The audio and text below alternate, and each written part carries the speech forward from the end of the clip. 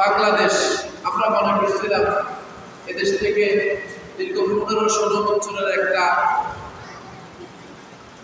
ইসলাম বিদ্বেষী সরকার বা স্বৈরাচার যাই বলে বিদায় নিয়েছে।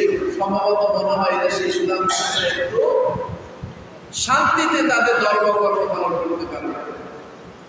কিন্তু কিছুদিন যাওয়ার পর আমাদের কাছে দিন দিন স্পষ্ট হচ্ছে আসলে এই বাংলার ভবিষ্যৎ পৃথিবীর কোনোভাবেই একটা মুসলমানদের জন্য নিরাপদ। একজন খ্রিস্টান, হিন্দু, বৌদ্ধ আবার মুসলিম দেশে যতটুকু নিরাপত্তা লাভ করে, একটা মুসলিম দেশের যারা মুসলমানদেরকে রিপ্রেজেন্ট করে তারা সেই পরিবারের নিরাপত্তা লাভ করতে পারে। ভাইরা আমার, এটার মূল কারণ আমাদেরকে একটা দোহাই দেওয়া। সেই দোহাই হলো কি, যে মুসলমানরা এই মুহূর্তে গ্রহণ করতে গেলে আমরা আমেরিকার সঙ্গে ধরা খেয়ে যাব। ওই যে ভারত আমাদের প্রতিবেশী, তাদেরকে বেজার করে আমরা চলতে পারবো না। এখন এগুলো করা যাবে না। গোটা বিশ্বের তাগুত শক্তি এবং মুনাফিক শক্তি ঐক্যবদ্ধ, তাদেরকে বেজার করা যাবে না। সুতরাং আপনারা এগুলো এখন করা যাবে না। প্রিয় ভাইরা আমার, এটা কি কোন একজন সচেতন মুসলমানের ধর্মীয় চেতনা হতে পারে? কখনো একজন মুসলমানের ধর্মীয় চেতনা হতে পারে না। কারণ আল্লাহ তাআলা কোরআনের মধ্যে ইরশাদ করেন, ওয়ালা তারদা আনকা ইয়াহুদ ওয়ালা নাসারা হাত্তা তাত্তাবি'a মিল্লাতাহুম قل إن هدى الله هو الهدى ولئن اتبعت أهواءهم بعد الذي جاءك من العلم ما لك من الله من ولي ولا نصير। আল্লাহ তাআলা সূরা বাকারার 120 নম্বর আয়াতে বলেন, وَلَن تَرْضَىٰ عَنكَ الْيَهُودُ وَلَا النَّصَارَىٰ حَتَّىٰ تَتَّبِعَ مِلَّتَهُمْ। ও নবী, আপনি কখনো ইহুদি এবং খ্রিস্টানদেরকে খুশি করতে পারবেন না যতক্ষণ পর্যন্ত আপনি ইহুদি এবং খ্রিস্টানদের ধর্মের অনুসরণ না করেন। এখন বর্তমানে দেখা যায় আমরা ইহুদি এবং মুশরিক খ্রিস্টানদেরকে খুশি করার জন্য আমার ধর্মকে আমি সংকীর্ণ করছি, ধর্মীয় চেতনাকে আমি নির্জীব করে দিচ্ছি, নিভিয়ে দিচ্ছি। যারা ধর্মের কথা বলে, ধর্মকে সর্বোচ্চ আসন দিতে চায়, তাদের বিরুদ্ধে আমার অবস্থান। আমি মনে করি আমার দেশের আবার নিজেকে মুসলমান বলে দাবি করেন। আল্লাহ বলেন, তুমি নিজেকে মুসলমান বলে দাবি করো আর মনে করো যে তাদের সাথে মিলে জিলে রাষ্ট্র পরিচালনা করবে। শুনে রাখো, তুমি যতক্ষণ পর্যন্ত যদি ইহুদিকে খুশি করতে চাও, যতক্ষণ পর্যন্ত তুমি ইসলাম ধর্মের পরিচয় মুছে দিয়ে ইহুদি পরিচয় বহন না করবে, ততক্ষণ পর্যন্ত তারা খুশি হবে না। তুমি যদি খ্রিস্টানদেরকে খুশি করতে চাও, তুমি যতক্ষণ পর্যন্ত তোমার মুসলিম পরিচয় মুছে দিয়ে খ্রিস্টান পরিচয় না দাও, ততক্ষণ পর্যন্ত তারা খুশি হবে না। তুমি যদি মুশরিকদেরকে খুশি করতে চাও, যতক্ষণ পর্যন্ত তুমি মুসলিম পরিচয় মুছে দিয়ে মুশরিক না হবে, নিজেকে মুশরিক ঘোষণা না করবে, ততক্ষণ পর্যন্ত তারা খুশি হবে না। এই জন্য আমরা দেখি যখন কোথাও মুসলমানরা আক্রান্ত হয়, আমরা মনে করি যে এটা তো অমুক দলের, আমার দলের কোনো সমস্যা নাই, সে আমার দলের না। কিন্তু তারা যখন আক্রমণ করে, তারা এটা দেখে না হিনা আমলিক বিয়ান্নি জামান রাসূলিনা শিয়া। তারা গড়ে মুসলমান পরিচয় পেলেই মারে। কথা বলে মারে কিনা? তার কারণ তাদের উদ্দেশ্য একটাই, তাওহীদবাদীদেরকে একমাত্র আল্লাহর গোলামি যারা আল্লাহর জমিনে করে, ইসলামে যারা অনুসরণ তারপরে তাদেরকে পৃথিবীতে থাকতে দেওয়া হবে না। অতএব আমরা যে ভুল পদক্ষেপ আর ভুল সিদ্ধান্তের উপর রাষ্ট্র চলে, আমরা মুসলমানরা চলি নিজের সগৌরবে ইসলাম এবং মুসলমানিত্বের পরিচয় দিয়ে যেখানে চলার কথা ছিল, অথচ সেখানে আমরা নিজেদের ইসলাম এবং কোরআন সুন্নাহর মোতাবেক পরিচালিত নিজের জীবন পরিচালনা করাকে আমরা গোপন করি। আল্লাহ তাআলা বলেন, কুল ইন্না হুদাল্লাহি ওয়াল হুদা। এই সকল মুনাফিকিন দিয়ে অবলম্বন করে আমার কাছে হেদায়েত পাওয়া যাবে না। একমাত্র হেদায়েত হলো আল্লাহ তাআলার হেদায়েত। কার হেদায়েত? আল্লাহ তাআলার হেদায়েত।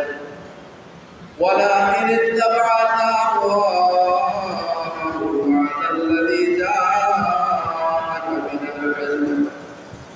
আল্লাহ তাআলা বলেন,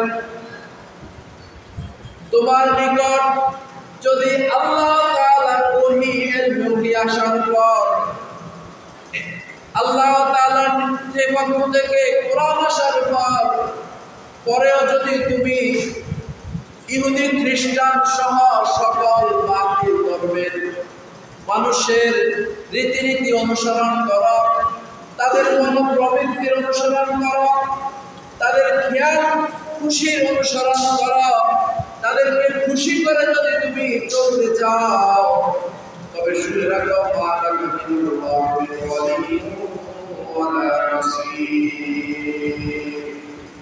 তবে আল্লাহ তাআলার মোকাবেলায় তোমার জন্য আল্লাহ তাআলার পক্ষ থেকে তোমার জন্য কোনো সাহায্যকারীও থাকবে না এবং কোনো অভিভাবকও থাকবে না। অতএব বোঝা যায় আমরা যাদেরকে রক্ষা কবচ মনে করি, আল্লাহ বলেন তারা তোমার রক্ষা কবচ নয়, বরং তারা হলো তোমাকে ধ্বংস করার জন্য। একমাত্র সাহায্যকারী হলাম আমি আল্লাহ, একমাত্র অভিভাবক হলাম আমি আল্লাহ। তোমাদের অগ্রগতি এবং উন্নতির একমাত্র চাবিকাঠি হলো আমার হাতে। প্রিয় ভাইরা আমার,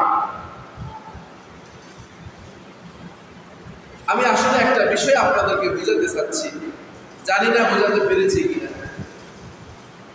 আজকে আমাদের সংখ্যা গরিষ্ঠ মুসলমান,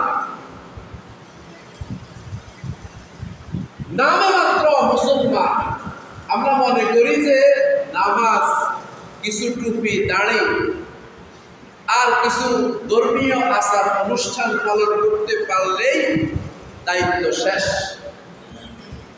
আসলে কি এটা শুধু আমাদের দায়িত্ব, নাকি একজন মুসলমান হিসেবে দায়িত্ব এবং কর্তব্য হলো তার জীবনের প্রত্যেক ক্ষেত্রে যত কিছুর বিনিময়ে হোক সবার আগে সবার ঊর্ধ্বে সে তার ইসলাম ধর্মকে প্রাধান্য দেবে। কাকে প্রাধান্য দিবে? ইসলাম ধর্মকে। সব কিছু নিয়ে আপনার আপোষ হতে পারে, কিন্তু ইসলাম ধর্ম নিয়ে কখনো আপোষ হতে পারে না। আজকে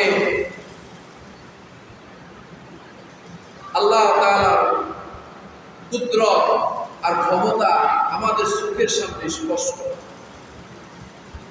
কোরআন এবং হাদিসে আমরা আদ সামুদ জাতির বিভিন্ন জাতির ধ্বংসের ইতিহাস আমরা পড়েছি, কিন্তু চোখে দেখি না।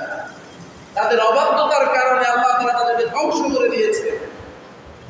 এই যুগেও যে আল্লাহ ধ্বংস করতে পারে এরকম নমুনা দেখা যায় কিনা বলেন? এই জমিনের মধ্যে যারা এই প্রতিমাত্রায় জুলুম করবে আল্লাহ তাদেরকে শেষ করে দিবে নাই দিবে। গাজায় কি পরিমাণ নিরীহ মানুষদেরকে ইসরায়েল হত্যা করেছিল, মিডিয়াতে খবর নিয়ে দেখিয়ে। ইসরায়েলের আপনার তেল আবিব শহর সহ অনেক জায়গায় যে আগ্নেয়গিরি, এখন তাদেরকে এই আগ্নেয়গিরি থেকে বাঁচার জন্য সারা বিশ্বের কাছে তারা কি চেয়েছে? সাহায্য চেয়েছে। আল্লাহ একটু নবীরা দেখাইছে, কি দেখাইছে? নবীরা দেখাইছে এমন একটা সময় আসবে এই ইহুদিদেরকে গাছের পিছনে তারা পলায়ন করবে, পাথরের পিছনে পলায়ন করবে। ওই পাথর আর গাছ তাদেরকে দেখিয়ে দিবে যে আমার পিছনে একজন ইহুদি আছে, তাকে হত্যা করো। প্রিয় ভাইরা আমার, যে আল্লাহ আমাদের জন্য এতগুলো সুসংবাদ দিয়েছেন, তার থেকে সাহায্য, তাওয়াক্কুল, ভরসা করা, সে আল্লাহর সাহায্যের কথা, সে আল্লাহর বড়ত্বের কথা, শ্রেষ্ঠত্বের কথা আমরা ভুলে গিয়ে আমরা জাগতিক এমন এক নেশায় ব্যস্ত হয়ে গেছি। মনে হয় যেন আমি দুনিয়াতে মুসলিম মা বাবার ঘরে জন্মগ্রহণ করেছে, এটাই আমার বড় পরিচয়, আর মুসলমান হিসাবে আমার আর কোনো দায়িত্ব আছে কিনা? না, কথা বলেন, দায়িত্ব আছে কিনা? আপনি মুসলমান হিসাবে সকালে থেকে যাওয়া পর্যন্ত আপনার কি করণীয়?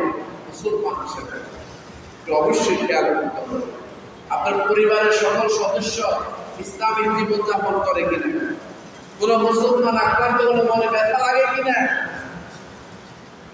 আমার ঘরের কোন সদস্যের কাজ এবং বিশ্বাস ইসলামের সাথে সাংঘর্ষিক কিনা।